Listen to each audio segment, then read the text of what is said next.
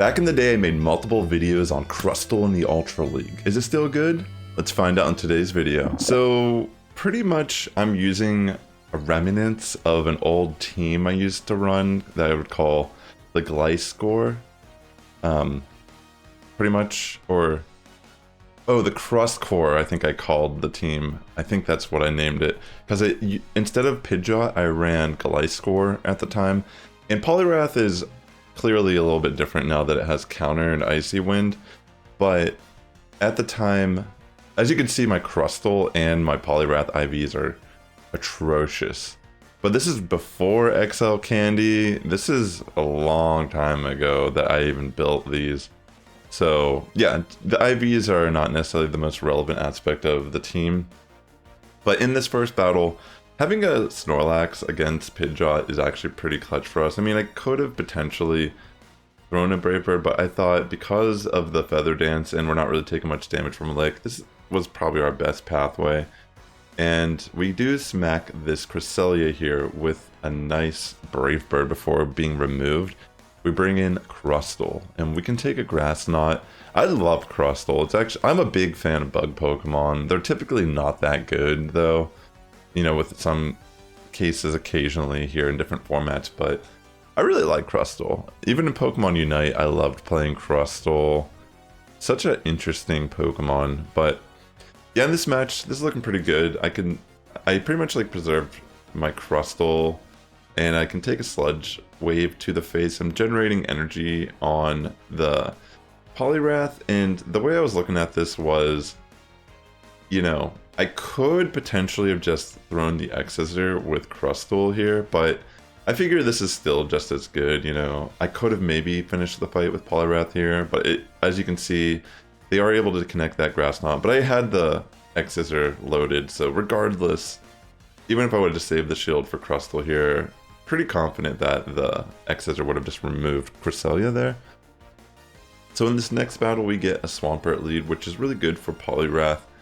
And the thing that was kind of interesting, they weren't really trying to bait me or confuse me here. They just started throwing Hydros. So I didn't really need the shield. I threw the Scald right away here, hoping to get an attack drop.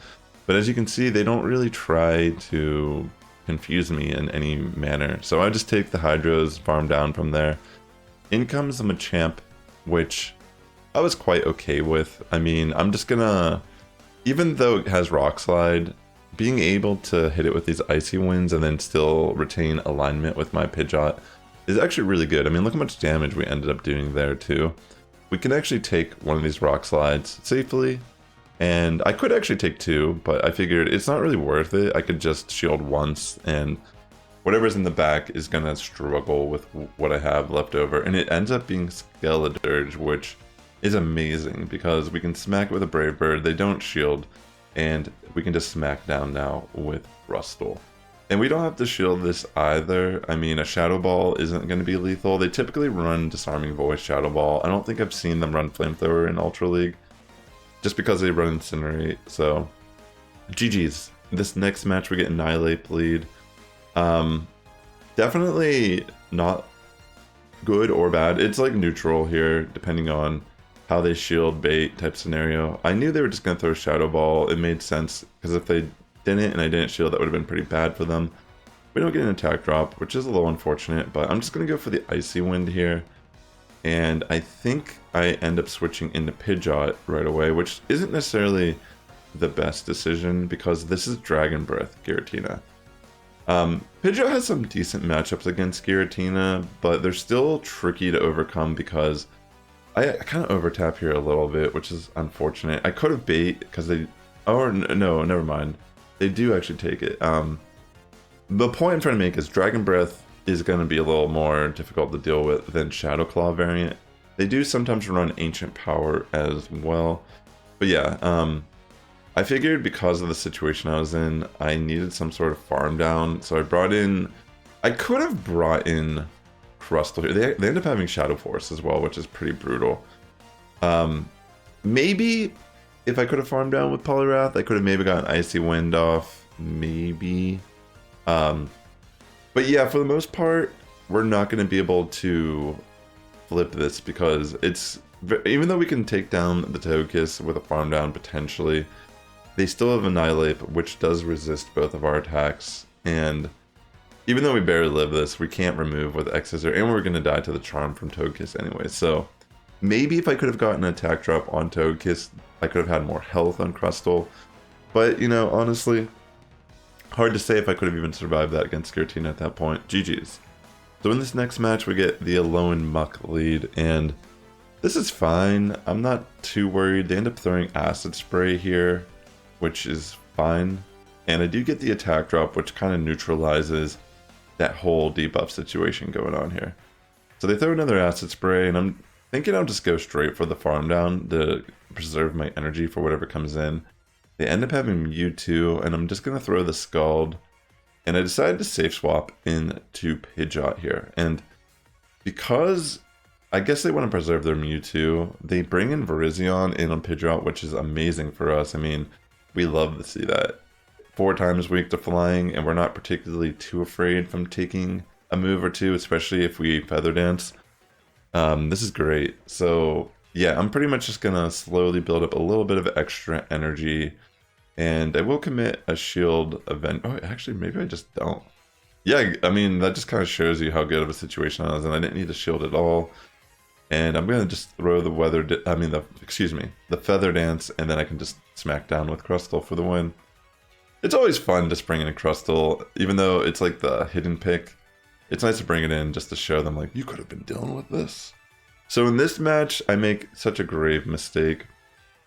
What I should have done, instead of insta-swapping into Pidgeot, I should have absolutely stayed in with Poliwrath and went for the Icy Wind, maybe ate a move, then switched into Pidgeot.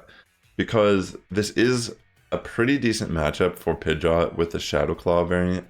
And if we would have lowered its attack upon coming in, plus we could have done some damage or potentially got a shield there, this would have been a lot better for us. This is something that I think if you play a similar style team where you have a debuffer in the lead and they switch in an unfavorable matchup, a lot of times it may seem scary, but it's a good idea to try to get that attack drop and then bring in your counter swap, because it just makes your counter swap, especially when it's a situation like that where it's not like a guaranteed win of the safe swap, it really puts it in your favor to flip this. Because we had great alignment in this match, but honestly, Giratina Origin can be a little bit of a problem if we're not careful how we deal with that Pokemon. So ends up, we do get the, you know, unfortunately, this crunch from the Shadow Granbull, even with the attack drop, is still going to chunk pretty significantly. And we're just not really in a good position to try to overcome the rest of the match, because we are going to be able to get removed here from the Charm. And even if we can get rid of Granbull here, we don't have a move locked and ready for Melmetal. So GG's there. That was a 3-2 set here. That was my very first set, trying the team, trying to adjust. I feel like I'm a little rusty in the Ultra League too, but in this next set, we do get a mirror match, and as you can kind of see, because my Poliwrath is attack weighted, it actually makes pretty significant difference in the attack from counter, which I thought was kind of crazy. But yeah, I wouldn't necessarily recommend running a similar IV spread to mine. Like I said, I'm just being conservative about my resources. I already had this built from like long time ago, like over 10 seasons ago, maybe even like over 15 seasons ago, like at the very beginning of the game. Wow. But yeah, I'm just gonna throw the Icy Wind here in the Venusaur, and that puts us in a pretty solid situation. We do have Crustal and Pidgeot here. Crustal is not like a hard counter, but it can do some damage against Venusaur. We're just gonna bring in Pidgeot though, because I know we can take these moves safely. And they're just throwing Frenzy Plant. I didn't understand this. I thought maybe they're just trying to preserve energy or bait and get a shield, but yeah, I wasn't 100% sure the logic behind going for Frenzy there. I mean, it still kind of racks up, I suppose, over time. But I'm going to switch in Crustal to take a Hydro and force them to expel their energy. Because even at this health range, it is a little dicey for this Swampert. I'm going to commit the shield, and my hope is I can get the farm down on Venusaur before I get removed. So I'm gonna go for I go for the Feather Dance because I need to get the shield, and I don't necessarily want a Brave Bird and then get removed instantly from an attack. So we do get very fortunate here. This could have been a Brave Bird. I got a little nervous and I went for the Feather Dance, but fortunately it's just a farm down with Wing Attack from there. So GG's in that match. This next battle we get another Annihilate lead. I'm going to try to play it similar, but I don't think I make the decision to safe swap out in this match. I think I decide I'm just going to use Poliwrath to combat this Annihilate. So this Annihilate ends up having Night Slash, which I didn't need the shield, and that puts me in such a good position. We do get the attack drop as well, and they do bring Giratina, and I make the better play and adaptation here to go for Icy Wind and then bring in my Pidgeot. So this puts me in a much better scenario. But this does end up being an Ancient Power variant, but I think we'll still be able to kind of put this Giratina in a tough position. They end up shielding, which, you know, is a really good call on their end. I didn't know if they would shield or not. They usually don't shield, but I guess they really wanted to try to flip this. I just double Brave Bird, and thankfully they don't shield the second time, which is great. I'm going to let Pidgeot go here because we do have the attack drops. They Ice Punch me, revealing this is an Ice Punch Night Slash variant. So that's actually not as scary as it could be. I decided to bring Crustal here because, I don't know, I wasn't too afraid of what it had to offer. So I'm going to switch in Poliwrath here on the Feraligatr. This is going to be kind of an insane way to deal with this battle. I'm going to go for the Icy Wind. Maybe not necessarily the best case scenario on my part, but we get very lucky that this Feraligatr gets a little nervous and expels their energy here, because we do have the X-scissor already loaded on Crustal, which means we can just come in and remove Feraligatr. And then from there, it's just a matter of, can I live an Ice Punch just barely here? And yeah, that's fortunately the case. I go for the X-scissor and just barely clutch this. So Crustal actually kind of getting some good reputation out of these battles. Next battle, we get ourselves a Nidoqueen lead, which is not too shabby. I could Scald here, but I figured, I mean, Icy Wind's super effective too, and the more we can nerf this Pokemon's attack, we're just going to be better off in this fight. I mean, it might throw Poison Fang, so really no point to shield. It kind of just neutralizes what just happened. And they're going to go for another Poison Fang, which I'm pretty confident I can take to the face. And I decided to just throw another Icy Wind. And are they going to shield? Are they not going to? They decided to let it go. And they bring in Clefable. So I'm going to safe swap into my Pidgeot. And the way I was thinking about this was, even if they don't shield this, at least we can get an attack drop, which could help out Crustal a little bit. They do end up shielding, so I'm just going to go for a Brave Bird as a closer, and they end up just taking it straight to the face, and that is quite amazing for us. And in this situation, I figured since they only have Giratina left, and I'm probably going to have to use Crustal to deal with it, I wanted to shield once just to get the Feather Dance off, because lowering the attack of the Giratina here will be very advantageous for us. I mean, Crustal's not like a great way to deal with Giratina, but if we can lower the attack of Giratina, we should be able to rack up enough damage between our rock moves to be able to flip this. And as you can see, this Giratina can barely hurt us, even with an Ancient Power. They end up just top lefting because they realize they're not going to be able to overcome the Crustal here. So GG's. Next match, we get a Galarian Stunfisk, which is a great alignment for us. I mean, we win the lead there. So this is the thing that I've been trying to adapt more when I'm running this team that I learned in this set. I want to try to Icy Wind Pokemon that switch in, just to make it easier to deal with them upon my switch in. So maybe I can leave the safe swap or the switch situation with some energy. Like here I have a little bit of extra energy, and even though my backline doesn't really do good against Stunfisk, that's quite okay because we still got Poliwrath and we won the alignment. We're just pretty much in a situation where they can't really farm us down, but interesting enough, like I'm just dealing damage here. I mean, for Crustal, like that's still pretty good damage here, and I guess they undertap trying to generate some energy, but I'm just throwing moves left and right, and I did over half of its health with just Crustal, them trying to come out with energy on top. So yeah, that's really nice. I mean, yeah, I'll take that. And this is amazing here. Like, this end game really, I got very lucky. So I made sure, because I switched in Trevenant, I was like, oh, that's perfect for Pidgeot. We hard wall that. I wanted to make sure I had energy already on Poliwrath for when Stunfisk comes back in.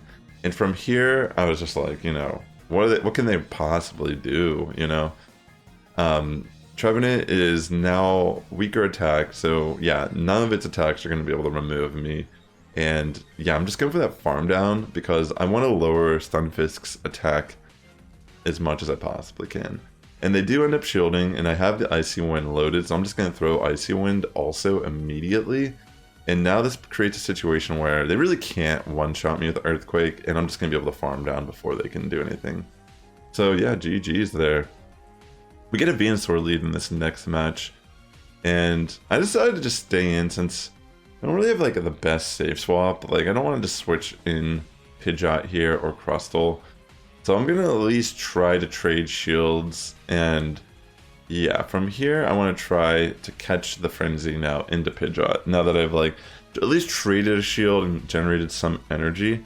And that ends up working out really good for us because they end up having Togekiss here, which I decide I might as well just go for the Brave Bird, which pays off significantly.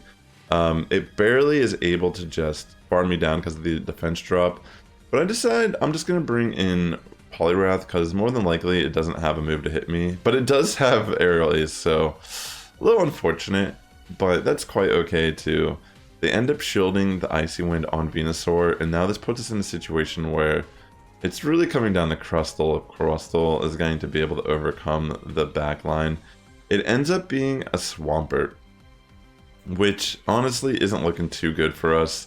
I mean, it's nice how much damage this is doing, but the reality is with them having Venusaur in the back, even if we were able to chip down as much as possible here, there's not much we're going to be able to do in general. Yeah, so we're going to get removed here by the Hydro. I could have saved my shield for Poliwrath, but they would have been able to farm me down with the Vine Whip regardless. So GG's there, and that ends up being a 4-1 set.